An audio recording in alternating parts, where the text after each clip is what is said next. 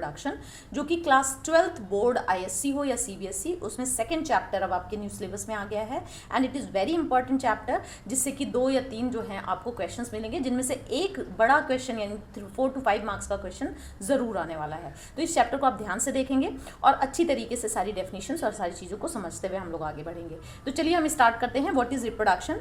It is defined as a biological process है in which the organism give rise to young ones, जिन्हें offspring भी बोलते हैं, similar to itself, अपनी ही तरीके के ऑर्गेनिज्म को ये प्रोसेस जो है के थ्रू प्रोड्यूस करते हैं। This process is known as reproduction.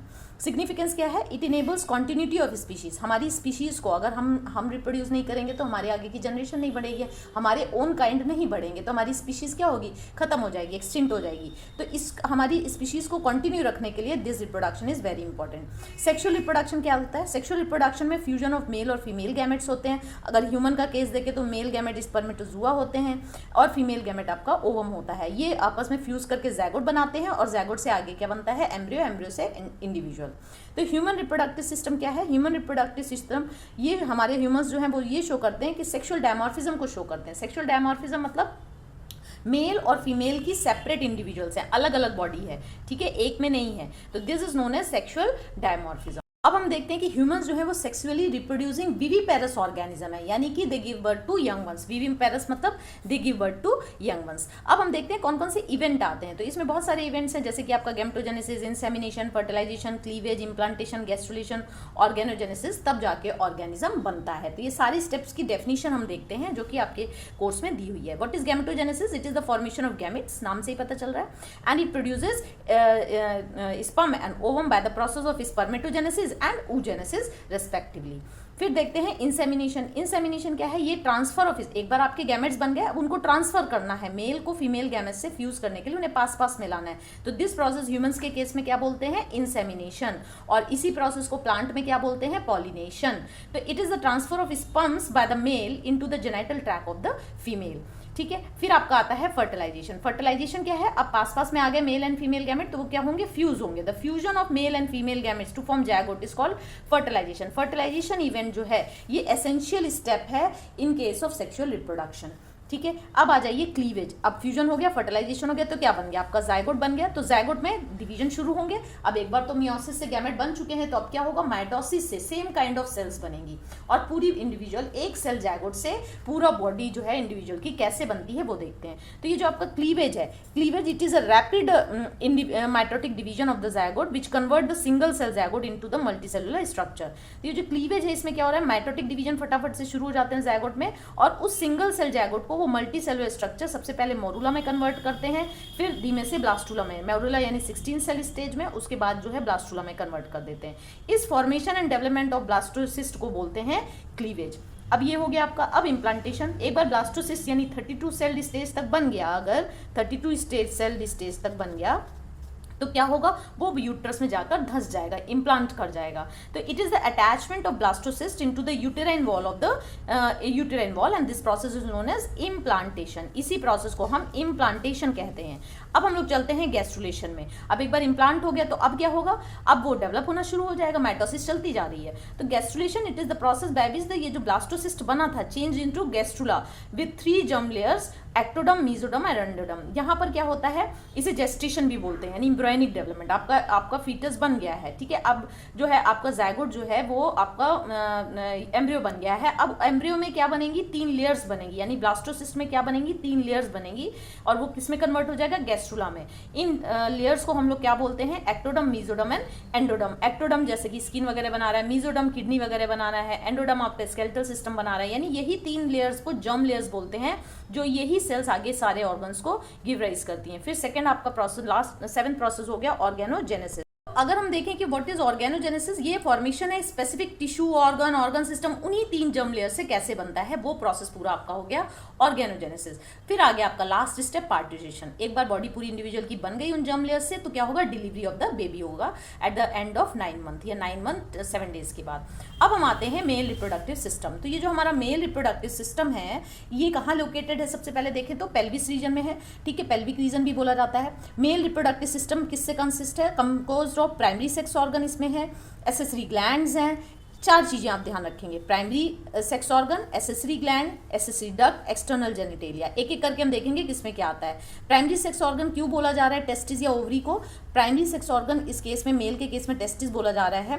Testis आपका हो गया सिंगल, TES हो गया प्लूरल वर्ड, दो टेस्टिस होती हैं इसलिए TES लगाते हैं हम। तो it is the site for gamete formation, इसमें गैमेट बनता है, यानी जो ऑर्गन गैमेट डायरेक्टली बना रहा है वही प्राइमरी सेक्स ऑर्गन है। और इसके साथ साथ ये मेल जो सेक्स हार्मोन्स हैं उनको भी सिक्रीट करता है। तो यानी एक तो गैमेट बनाता है और दूसरा काम क्या करता है, प्रोड्यूस मेल सेक्स ऑर्गन, जो कि मेल के केस में कौन सा एंड्रोजन है, टेस्टोस्टेरोन। तो ये बहुत इंपॉर्टेंट काम कर रहा है, इसलिए प्राइमरी सेक्स ऑर्गन है, बाकी सारे उसकी हेल्प कर रहे हैं। For an example accessory ducts, अगर हम एसेसरी डक्ट्स को देखें तो कौन कौन सी होती है, rete testis, Vasa efferentia, epididymis and vas difference. ये सब क्या है, सेकेंडरी सेक्स ऑर्गन्स है, क्योंकि ये सिर्फ फैसिलिटेट कर रहे हैं, बना नहीं रहे हैं गैमेट्स को, ये सिर्फ फैसिलिटेट कर रहे हैं, उनको ट्रांसपोर्टेशन में मदद कर रहे हैं। It facilitates and transports of gametes for fusion. It do not produce gamete, नहीं प्रोड्यूस करता, ना ही do not secrete sex hormones. अब हम चलते हैं अपनी थर्ड की तरफ, दैट इज एसेसरी ग्लैंड्स। तो एसेसरी ग्लैंड्स हमारी 3 ग्लैंड्स हैं, जिन्हें कि सेक्स एसेसरी ग्लैंड या मेल एसेसरी ग्लैंड्स भी बोला जाता है। सिमेनल वेसिकल, सिमेनल वेसिकल जो है आपकी 1 पेयर है। प्रोस्टेट ग्लैंड सिंगल होती है। कूपर्स ग्लैंड जिसे बल्बो यूरेथ्रल ग्लैंड भी बोलते हैं, ये भी 1 पेयर है, यानी सब 2-2 हैं, केवल आपका प्रोस्टेट 1 है। ठीक है, ये क्या करती हैं, ये एक तो नरिश करती हैं, ये जो सीमेन बनाती हैं and facilitate transport of gametes. ठीक है, अब आता है लास्ट जो स्ट्रक्चर है मेल रिप्रोडक्टिव सिस्टम का, वो है एक्सटर्नल जेनिटेलिया, जिसे कपुलेटरी ऑर्गन या पेनिस में बोलते हैं। ठीक है, कपुलेटरी ऑर्गन या पेनिस। तो अब हम आगे चलते, अब हम देखते हैं कि मेल रिप्रोडक्टिव सिस्टम में एक एक को, जैसे सबसे पहले हम टेस्टिस देखेंगे, उससे पीछे हम पढ़ चुके हैं कि ये प्लूरल में भी टेस्टिस बोला जाता है, ES लग जाता है। ये 1 पेयर होती हैं, ये मेन प्राइमरी रिप्रोडक्टिव ऑर्गन है। इनका size 4 to 5 centimetre length and 2 to 3 centimetre width है। इनकी शेप ओवल है। लोकेशन इनकी एब्डोमिनल कैविटी के बाहर है, outside the abdominal cavity, but it is suspended in a pouch like structure known as scrotum. ठीक है, ये स्क्रॉटम में सस्पेंडेड रहती हैं और ये एब्डोमिनल कैविटी के बाहर है। The human testis are located outside the abdominal cavity as it helps in maintaining low temperature. ये लो टेम्परेचर को मेंटेन करने के लिए बहुत इंपॉर्टेंट है। एंड फॉर किस लिए, क्योंकि ये low temperature required for spermatogenesis, sperm के बनने के लिए बहुत इंपॉर्टेंट है, उनके मैच्योर होने के लिए बहुत इंपॉर्टेंट है। तो स्क्रॉटल सैक को थर्मो रेगुलेटर भी कहा जाता है। तो अब हम देखते हैं इसका स्ट्रक्चर कि ये कहाँ पर लोकेटेड है। तो पहले ध्यान से देखेंगे, ये मैंने डायग्राम बनाया है, ये आपकी स्क्रॉटम है जो कि एब्डोमेन से बाहर है। ये जो आप राउंडेड स्ट्रक्चर देख रहे हैं, इस स्क्रॉटम में 2 स्क्रॉटल सैक हैं, एक आपका ये वाला ब्लू कलर से, एक आपका ये वाला। इस स्क्रॉटल सैक में, 2 स्क्रॉटल सैक में एक एक आपकी टेस्टिस हैंग कर रही है। ठीक है, ये टेस्टिस का स्ट्रक्चर है, ये टेस्टिस की एपिडिडर्मिस है, ये वास डिफरेंस है, आगे चल के हम देखेंगे। ये आपकी क्या है, इंग्यूनल कैनल है। ये जो स्क्रॉटम का जो माउथ है, जो कि एब्डोमिनल कैविटी, ये एब्डोमिनल कैविटी उससे जाकर इनर्वेट हो रहा है, जो कि उससे जाकर अटैच हो रहा है, उससे इंग्यूनल कैनल कहते हैं। और इसी इंग्यूनल कैनल से स्पर्मेटिक कॉर्ड निकलती। इस स्पर्मेटिक कॉर्ड में क्या क्या होता है, इस स्पर्मेटिक कॉर्ड में आपकी ब्लड वेसल्स होती हैं, नर्व्स होती हैं, वेन जो अंदर जाती है, आर्टरी जो निकलती है, मतलब सारी चीज़ें, आर्टरी, वेन सभी कुछ है। ठीक है, और नर्व्स और मसल सब हैं। तो ये जो है इंग्यूनल कैनल के अंदर से क्या निकल रही है, स्पर्मेटिक कॉर्ड। तो इसको हमने ध्यान से देख लिया। अब ये जो टेस्टिस जो है, ये स्क्रॉटल सैक से किस कनेक्टिव फाइब्रस टिश्यू से अटैच है, इसको बोलते हैं ग्यूबरनाक्यूलम, ग्यूबरनाक्यूलम। ठीक है, gubernaculum, GUBERNACULUM। It connects the scrotal wall to the testis. अब हम यहाँ पर देख लें पहले इस इंग्यूनल कैनल और स्पर्मेटिक को। इंग्यूनल कैनल क्या है, इंग्यूनल कैनल आपके तो scrotum remain attach with the abdomen और पेल्विक कैविटी बाय इंग्यूनल कैनल। ठीक है, एंड द स्पर्मेटिक कॉर्ड क्या है, यानी स्क्रॉटम किससे अटैच है, पेल्विक कैविटी से, किससे, एब्डोमेन से अटैच है, इंग्यूनल कैनल के थ्रू अटैच है। और स्पर्मेटिक कॉर्ड क्या है, spermatic cord form from the spermatic artery, vein, nerve muscles जो कि बाउंड टुगेदर है कनेक्टिव टिश्यू में, किससे पास हो रही है, टेस्टिस थ्रू इंग्यूनल कैनल से पास होकर टेस्टिस में आती हैं, या टेस्टिस से सारी चीज़ें बाहर निकलती हैं। तो ये हमारा हो गया आपका, थोड़ा सा हमने टेस्टिस के बारे में देखा है। अब हम इसको देख लेते हैं, एक बार डायग्राम हम इसको ध्यान से देख लेते हैं। तो ये जो डायग्राम आप देख रहे हो, ये क्या है आपका, ये आपकी टेस्टिस है। ठीक है, ये टेस्टिस है, इसके अंदर का स्ट्रक्चर हम लोग देख लेंगे। सिर्फ इतना ध्यान रखिए कि जो इसका पोस्टीरियर पार्ट है, इसमें क्या होता है, एपिडिडाइमस होती है, एपिडिडाइमस ट्यूब्स होती हैं, जो कि ये एपिडिडाइमस का हेड है, ये एपिडिडाइमस की टेल है। इसी टेल से वास डिफरेंस करके एक जो है आपकी ट्यूब निकलती है, लॉन्ग ट्यूब, दोनों तरफ से देख लीजिए, और ये एंटर करती है एब्डोमेन में। यहाँ से आपका लगभग एब्डोमेन स्टार्ट हो जाता है। ये जब एंटर करेगी तो ये यूरिनरी ब्लैडर की यानी यूरेटर से रैप होते हुए कहाँ जाएगी, ये यूरेथ्रा, जो मेल का यूरिनरी ब्लैडर है और ये है यूरेथ्रा, ये यूरेथ्रा ही एक सिंगल पैसेज है जिससे यूरिन भी पास आउट होती है, जिससे सीमेन भी पास आउट होता है। तो इस पाथ को बोलते हैं यूरिनोजेनाइटल पाथ। ठीक है, तो यहाँ पर आपने देखा कि सेमाइनल वेसिकल, एक आपको ग्लैंड मिली सेमाइनल वेसिकल, ये सेमाइनल वेसिकल दोनों साइड में यानी वन पेयर हो गई।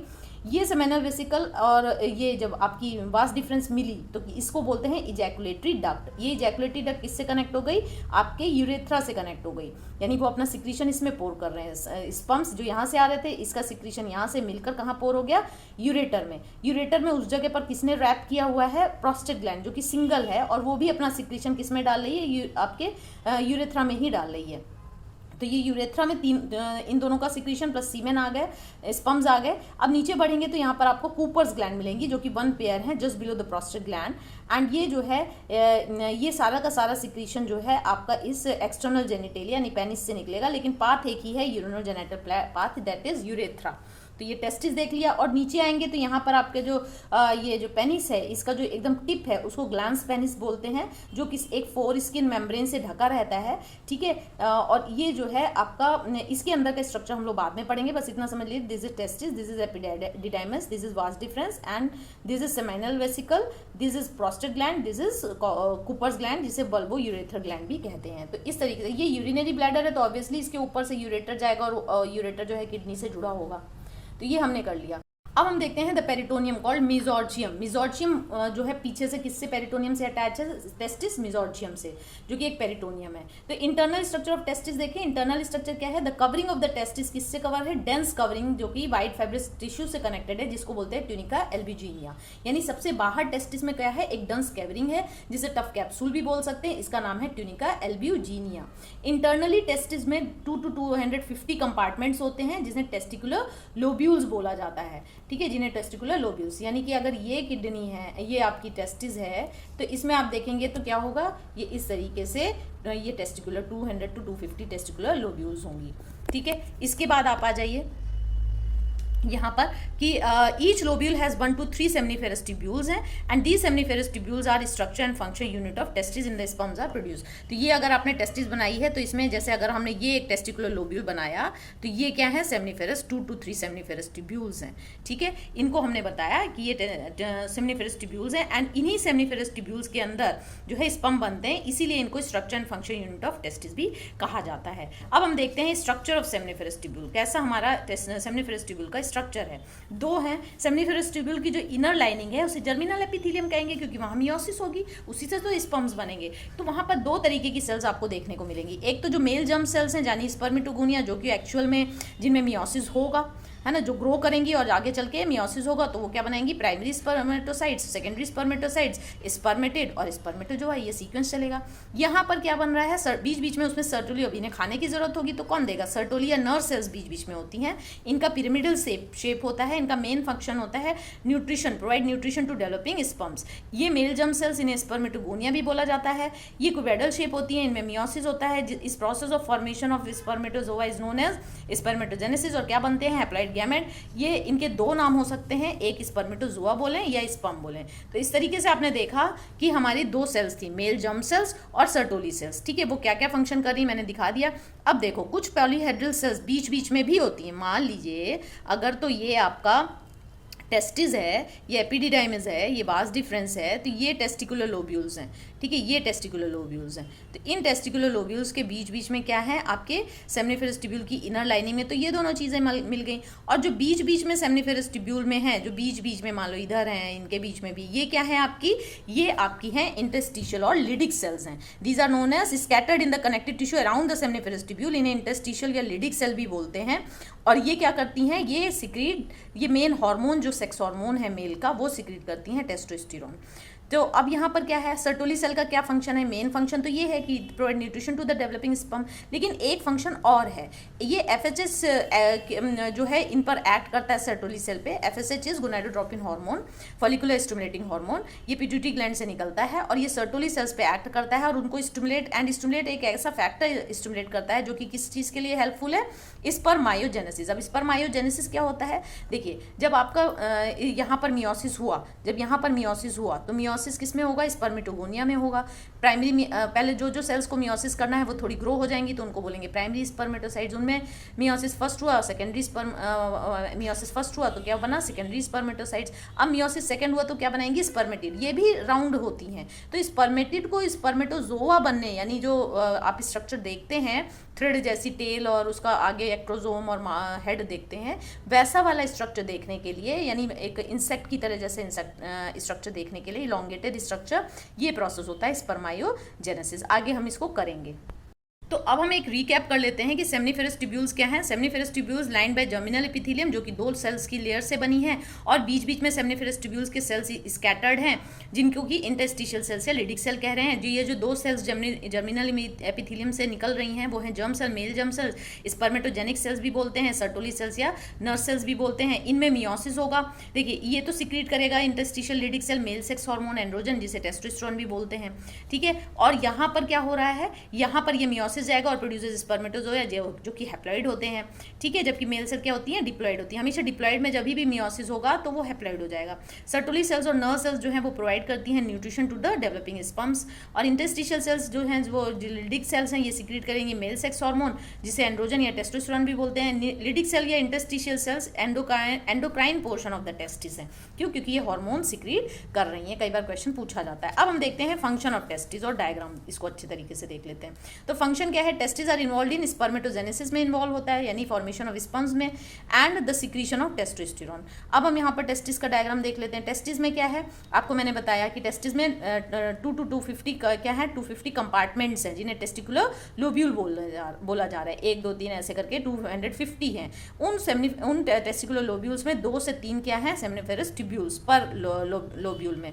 और ये जो टेस्टिस है, इसकी जो बाहर फाइब्रस कोट से ढकी हुई है, इसे ट्यूनिका वेजाइनलिस बोलते हैं, ठीक है।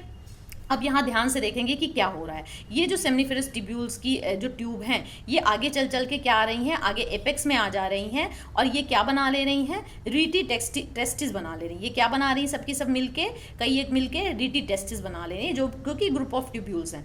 इन्हीं रीटी टेस्टिस, बहुत सारी रीटी टेस्टिस आपस में फ्यूज हो जा रही हैं, और वो क्या बना ले रही हैं, वासा एफरेंशिया बना ले रही हैं। ये वासा एफरेंशिया ट्यूब जो हैं किससे जुड़ रही हैं, ये बॉडी ऑफ एपिडिडाइमिस से जुड़ रही हैं, और यही वासा एफरेंशिया खूब कॉइल और सुपर कॉइल्ड हो के क्या बना रही हैं, आपकी एपिडिडाइमस बना रही है। एपिडिडाइमस का ये हेड है, जिसे कैपुट भी बोलते हैं, ये बॉडी है ऑफ एपिडिडाइमस, ठीक है। और ये कॉर्पस भी बोलते हैं इसको बॉडी को, और ये जो टेल है इसे कॉडा बोलते हैं, कॉडा है इसे टेल भी बोलते हैं, ठीक है। और ये कैपुट है, इसे हेड ऑफ द एपिडिडाइमस भी बोलते हैं। टेल से आपकी एक और जुड़ने वाली है, that is vas deferens. Tail से कौन सी जो ट्यूब निकलेगी, वो हो गई आपकी वास डिफरेंस, जो कि कहाँ एंटर कर जाती है, एब्डोमेन में एंटर कर जाती है।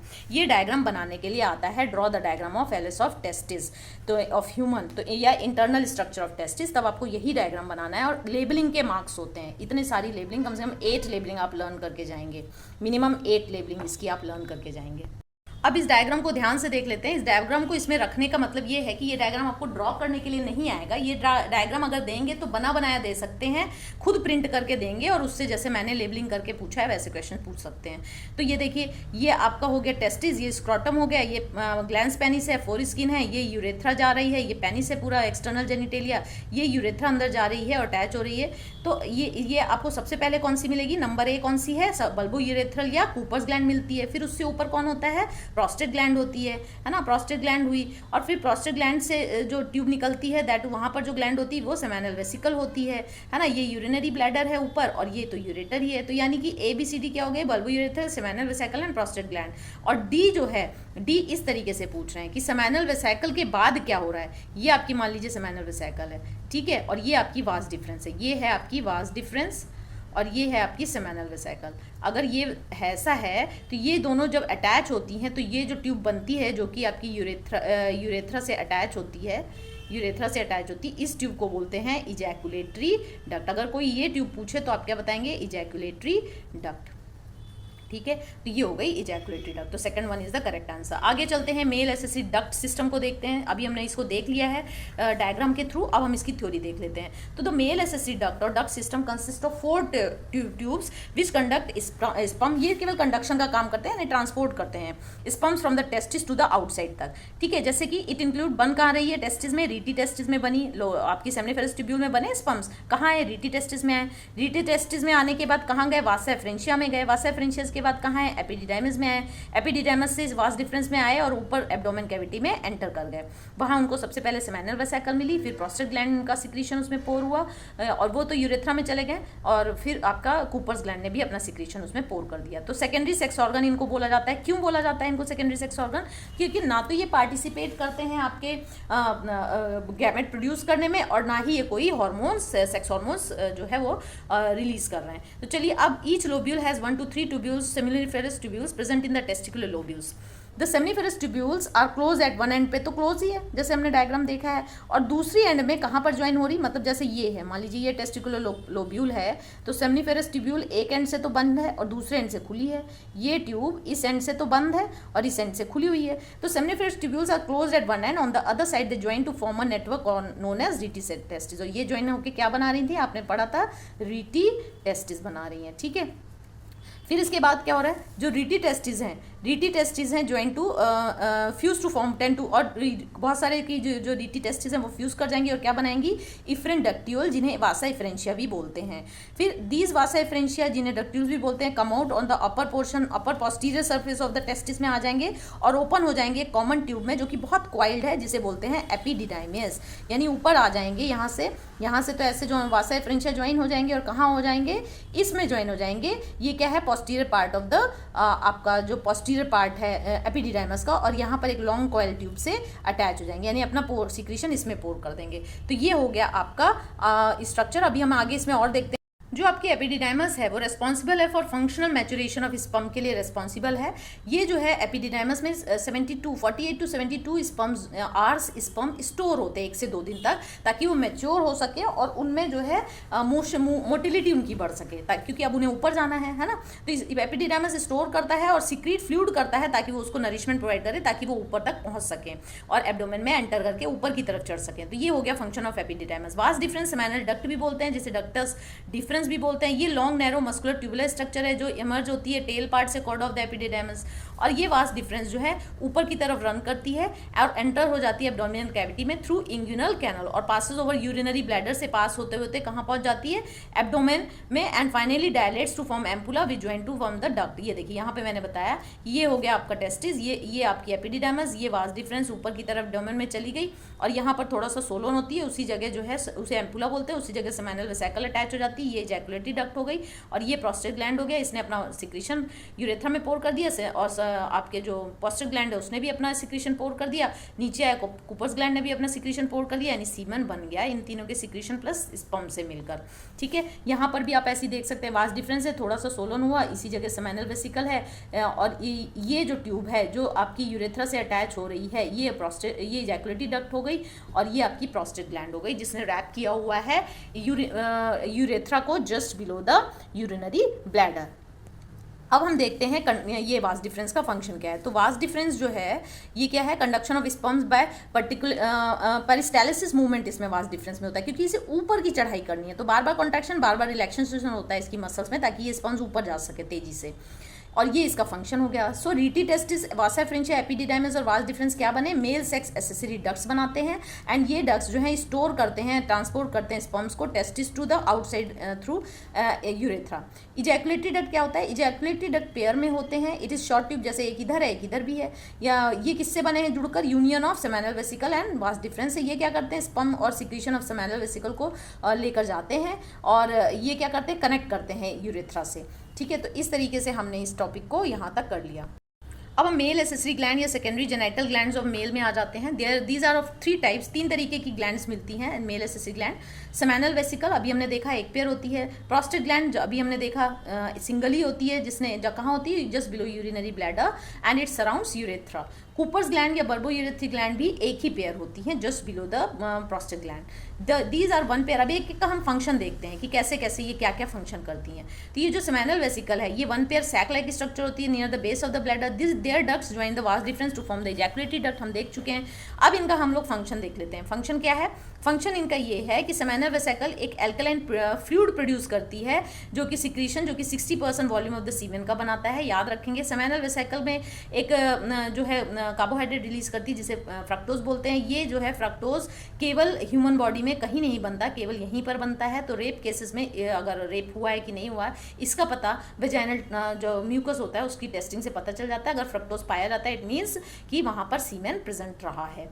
प्रोस्टाग्लैंडिन हार्मोन भी सिक्रीट करता है। ये प्रोस्टाग्लैंडिन जब कॉपुलेशन होता है, ये कॉन्ट्रैक्शन, वेजाइनल कॉन्ट्रैक्शन को इंक्रीज करता है, ताकि स्पर्म्स जो हैं वो यूट्रस से आपके फेलोपियन ट्यूब तक पहुंच जाएं। अब हम आते हैं प्रोस्टेट ग्लैंड में। प्रोस्टेट ग्लैंड सिंगल होती है, ये चेस्टनट शेप होती है, जैसे कि हम लोगों ने देखा है अभी। अगर ये यूरिनरी ब्लैडर है तो ये चेस्टनट शेप में कैसे है, इस तरीके से है ना। तो चेस्टनट शेप में ये जो है चेस्टनट शेप में है, ये सिंगल होती है, लार्ज चेस्टनट शेप है इसका। And it surround the urethra, और ये यूरेथ्रा को सराउंड करती है। It surrounds the urethra and ये जो है just below the urinary bladder and it produces milky. इसका सिक्रीशन कैसा होता है? मिल्की होता है, एल्कलाइन, ध्यान रखेंगे। और 25% of the volume of the semen ये बनाता है। इसके बाद हम देखेंगे आगे प्रोस्टेट ग्लैंड क्या सिक्रीट करता है? Calcium phosphate and citric acid. Citric acid को स्पर्म न्यूट्रिएंट भी बोलते हैं। ये सिट्रिक एसिड ये भी सिक्रीट करता है फ्रक्टोज के साथ साथ। सिक्रीशन ऑफ फ्रक्टोज भी फूड प्रोवाइड करता है, मोटिलिटी प्रोवाइड करता है। Secretion of prostate gland helps the sperms to become active and nourishes the sperm. तो ये हो गया आपका प्रोस्टेट ग्लैंड का। अब हम लोग देखते हैं कोपर्स ग्लैंड। कोपर्स ग्लैंड या बर्बोयूरेथ्रल ग्लैंड कैसी होती है? तो जो कोपर्स ग्लैंड है ये क्या है? ये प्रेजेंट होती है on either side of the urethra. ये पी साइज की होती है, छोटी सी हमने देखा है। एंड दीज ग्लैंड सिक्रीट, ये एल्कलाइन सिक्रीशन सिक्रीट करती है। और म्यूकस, जो कि सबसे इंपॉर्टेंट है, म्यूकस कौन सिक्रीट करता है? कोपर्स ग्लैंड म्यूकस सिक्रीट करती है। म्यूकस जो है वो पैसेज को, स्पर्म के निकलने के पैसेज को ल्यूब्रिकेट करता है, ताकि उनकी कोई इंजरी ना हो, और डिक्रीज स्पर्म डैमेज। और अल्कलाइन सिक्रीशन, क्योंकि वहां से यूरिन भी पास होती है, तो पैसेज कैसा है? एसिडिक है। तो उस एसिडिक पैसेज को ये जो है न्यूट्रलाइज करके एल्कलाइन बना देते हैं, अपने एल्कलाइन से न्यूट्रलाइज कर देते हैं and make favourable for the sperm. तो ये यूरेथ्रा को क्योंकि यूरेथ्रा जो है वो यूरिनोजेनाइटल पैसेज है इन केस ऑफ मैन। तो ये अगर हमने देखा जाए तो हमने अच्छी तरीके से कर लिया है ये टॉपिक, ठीक है। तो होप आपको समझ में आया होगा। एंड जल्दी ही मैं सेकंड और इसके आगे की फर्दर वीडियोस भी अपलोड करूंगी, तब तक आप इसे ध्यान से कर लें। और जिसे भी मेरा टेलीग्राम ग्रुप ज्वाइन करना है, लिंक आपको डिस्क्रिप्शन बॉक्स में मिल जाएगा, उसे आप ज्वाइन कर लें, वहाँ से आपको ये नोट्स मिल जाएंगे इजीली। और जो नहीं ज्वाइन कर सकते हैं, कोई प्रॉब्लम है, तो वो डायरेक्टली मेरे वीडियो को पॉज कर करके नोट कर सकते हैं। So all the best.